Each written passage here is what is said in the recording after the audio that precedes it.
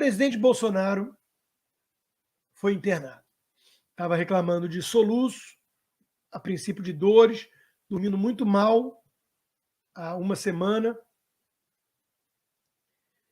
E ele tomou uma facada, quase levou a vida dele, quase o levou daqui. É abjeto como a esquerda tem tratado isso desde então. Porque falaram que a facada foi fake, Lula disse isso. Joyce Hasselman já ensinou isso recentemente para um portal de extrema esquerda, dando a entender que, ele falou uma semana antes que se ele levasse uma facada, ele estava eleito.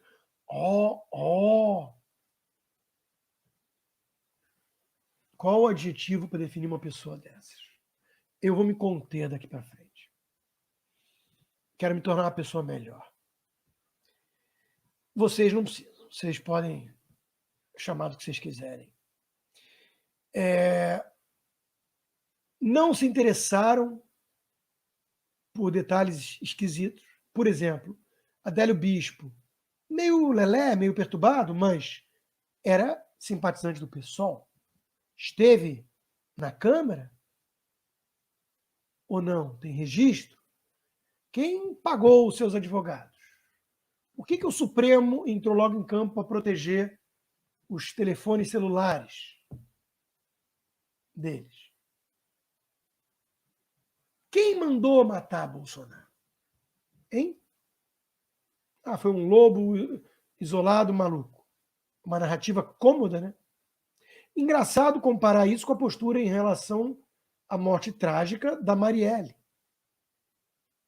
Que eles fizeram 1000 programas na Globo, hashtag, divulgaram ONGs, Jorge Soros, todos querendo saber. Causa espanto. E aí eu vou entrar no que eu queria falar hoje aqui, que é um apelo. O Fla-Flu, o tribalismo, a guerra cultural, ela está nos tornando todos pessoas piores.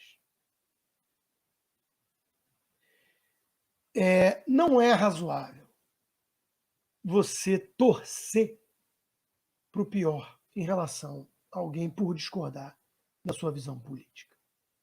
Então, é óbvio que tem algo mais. E aí é que mora o perigo. É razoável torcer para a morte de alguém? Bom, se você está vivendo sob o nazismo e esse alguém é o Hitler, parece justificável. Quase todo mundo vai entender isso. O cristão puro, vai dizer e falar: nem nesse caso eu vou torcer para a morte de ninguém. Ele é pouco pragmático.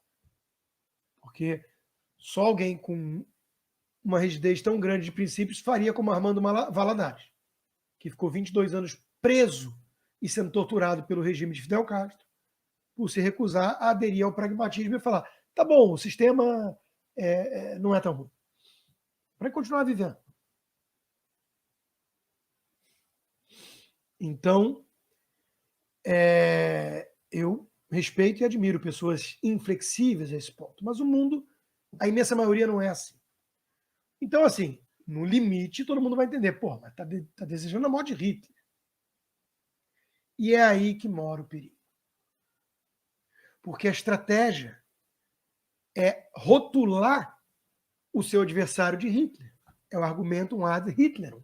Inclusive, é a estratégia dos comunistas desde sempre. Stalin colocou em Trotsky a pecha de fascista. Desumanizar o seu adversário, chamar de verme, rato, é uma estratégia que vai na mesma direção. Não é um ser humano que está na sua frente. Então, veja, eu não tenho adjetivos para qualificar alguém que defende o regime cubano, como Lula, como Manuela Dávila e tantos outros. Eles são cúmplices, eles têm a mão suja de sangue do que esse regime está fazendo com os cubanos hoje. E eu não posso desejar nada de bom para pessoas assim. Daí a eu torcer, vibrar, fazer mandinga para que eles morram, vai uma distância que eu não quero encurtar. Porque eu acho que eu teria me tornado uma pessoa muito ruim, muito pior. Agora, se eles estivessem no poder, isso é perigoso porque eles estão levando o Brasil na direção de Cuba. Aí você começa a falar, vou torcer para o câncer. Tem gente que faz isso. Então, percebe que é perigoso. Existe uma região cinzenta. E o problema é que a estratégia deles, comunistas, defensores de Cuba, é exatamente demonizar o adversário. Então, eu quero lembrar aqui que o Serra, que é o mais esquerdista dos esquerdistas tucanos, era acusado de ser neoliberal pelos petistas. O Mário Covas, idem. E o Dirceu queria bater nele nas urnas e nas ruas. O Temer, vice-presidente de Dilma, foi acusado de fascista pelos petistas. Depois. Todos são. É a história do Pedro e o Lobo. Não é petista, é fascista. Tem um lobo no meu quintal. E o problema disso é que as pessoas estão cruzando limites muito importantes do ponto de vista de civilidade. O Lula é um crápula, é um sujeito corrupto, defensor de tirania que mata pelo crime de opinião. Lula é tudo isso. O Bolsonaro está há 2 anos e meio no poder. A imprensa continua livre para xingá-lo e desejar sua morte em público. Não há minorias sendo perseguidas no Brasil. Não tem nada disso.